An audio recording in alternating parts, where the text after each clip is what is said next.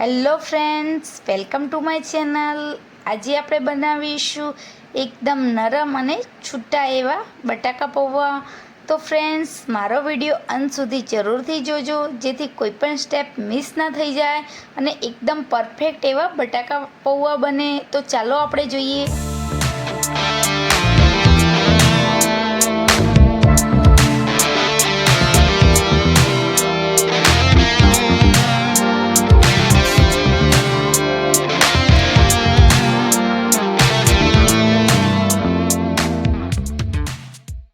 બટાકા પૌવા બનાવવા માટે 3 વાટકી પૌવા લીધા છે, એટલે કે લગભગ વજનમાં 250 ગ્રામ જેવા પૌવા લેવાના છે. તેને ચાળણીમાં ચાળી અને આ રીતના થોડું થોડું પાણી એડ કરતા જઈને હાથની મદદથી સરસ ધોઈ દેવાના છે, જેથી તેમાંથી ડસ્ટ નીકળી જાય. આ રીતના આપણે ચાળણીમાં ધોવાના છે, જેથી તેનું પાણી પણ નીકળી જાય અને એકદમ છૂટા એવા પૌવા બને. હવે આપણે તેના માટે એક ઝીણું સમારેલું ટામેટું, લીલા લીમડાના પાન, લીલા મરચાં, ઝીણા સમારેલું બટાકું અને ઝીણી સમારેલી ડુંગળી અને સિંગદાણા લઈ લઈશું. ત્યારબાદ હવે આપણે ગેસ ઓન કરી લેવાનો છે. ગેસ ઉપર આપણે પેન મૂકીશું. પેનમાં આપણે 2 થી 3 ચમચી તેલ એડ કરી લેવાનું છે. ત્યારબાદ તેલ ગરમ થાય એટલે આપણે તેમાં અડધી ચમચી રાઈ એડ કરી લઈશું. રાઈ કકડી જાય પછી આપણે તેમાં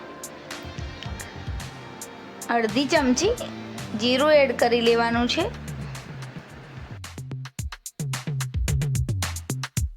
ત્યારબાદ આપણે તેમાં થોડી હિંગ એડ કરી લેવાની છે. હવે તેમાં આપણે પહેલાં સિંગદાણા એડ કરીશું. સિંગદાણાને આપણે 2 મિનિટ માટે તેલમાં ચડવા દેવાના છે. આ રીતના તેને એકવાર હલાવી લેવાના છે.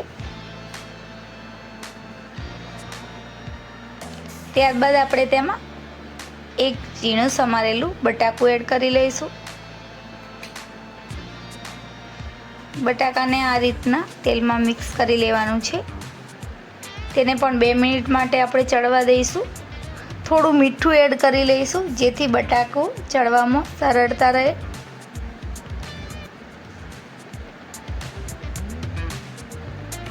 આ રીતના વચ્ચે વચ્ચે હલાવતા રહીશું, જેથી ચોંટે નહીં. હવે તેમાં ડુંગળી એડ કરી લેવાની છે. ત્યારબાદ તેમાં લીલા મરચાં અને લીમડો પણ એડ કરી લઈશું અને આને સરસ મિક્સ કરી લેવાનું છે. આને પણ આપણે 2 મિનિટ માટે ચડવા દઈશું, જેથી ડુંગળીની કચાશ નીકળી જાય.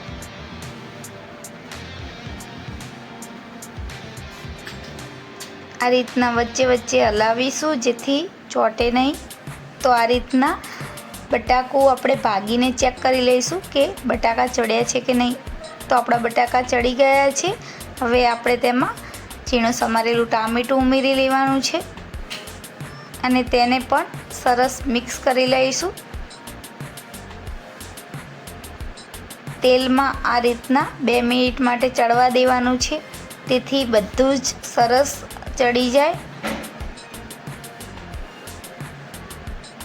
આ રીતના બધા જ શાકભાજી સરસ ચડી જાય પછી આપણે તેમાં 3 ચમચી ખાંડ ઉમેરીશું.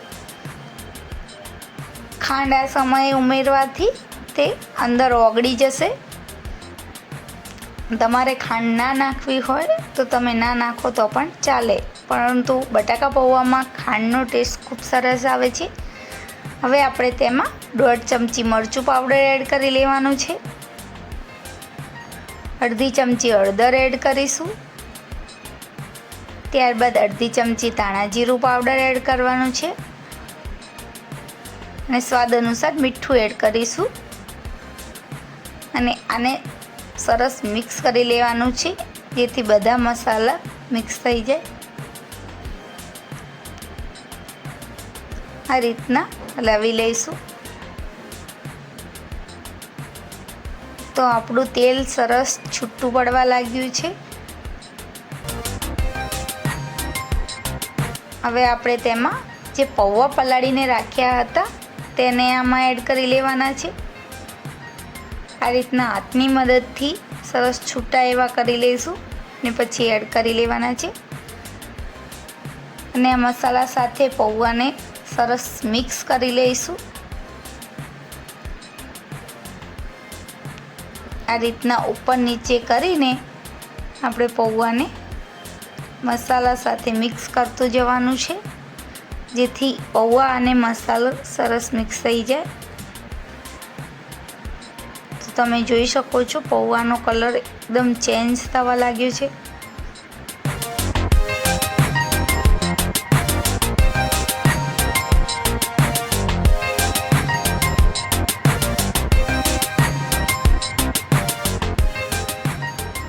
આ રીતના સારી રીતે વચ્ચે વચ્ચે હલાવતું રહેવું, જેથી નીચેથી ચોંટે નહીં અને પૌવાના કોઈ ગઠ્ઠા પણ ના રહી જાય. એ રીતના બધી સાઈડથી હલાવી દેવાનું છે. અને છેલ્લે આપણે થોડો લીંબુનો રસ એડ કરીશું.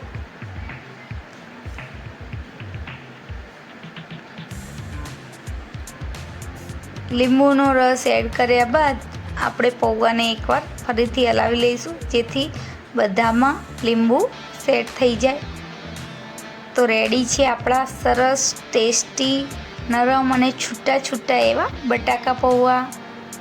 જો મારો વિડીયો તમને પસંદ આવ્યો હોય તો ચેનલને સબસ્ક્રાઈબ કરી જોડે આપેલા બેલ આઇકનને જરૂરથી પ્રેસ કરી દેજો, જેથી નવા વિડીયોની નોટિફિકેશન તમને મળતી રહે. તો ચાલો આપણે મળીએ નવી રેસીપી સાથે નવા વિડીયોમાં. Thank you.